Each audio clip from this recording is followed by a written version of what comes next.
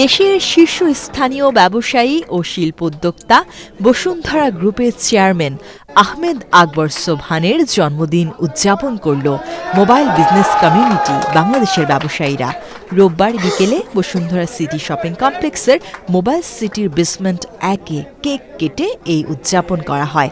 Mobile business community বাংলাদেশের সভাপতি মোহাম্মদ আসলাম সহ সংগঠনের বিভিন্ন পর্যায়ের নেতা ও সদস্যরা এ সময় উপস্থিত ছিলেন।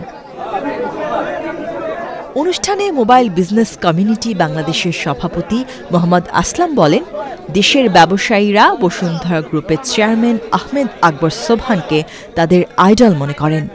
আমি মোবাইল ব্যবসায়ীদের পক্ষ থেকে বলতে চাই, আহমেদ আকবর সোবহান সাহেব, আমরা ব্যবসায়ীরা ওনাকে আইডল মনে করি।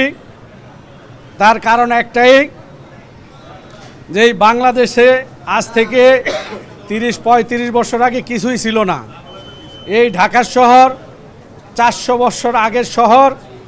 এই শহরে এই আহমেদ আকবর সোবহান সাহেবের মতো লোক এই বাংলার মাটিতে জন্ম হওয়ার কারণে ওনার হাত দিয়ে এই বসুন্ধরা সিটি সহ বাংলাদেশের অনেকগুলো স্থাপনা তৈরি হয়েছে, যেটা যাকে নিয়ে আমরা গর্ব করতে পারি বাংলাদেশের মানুষ।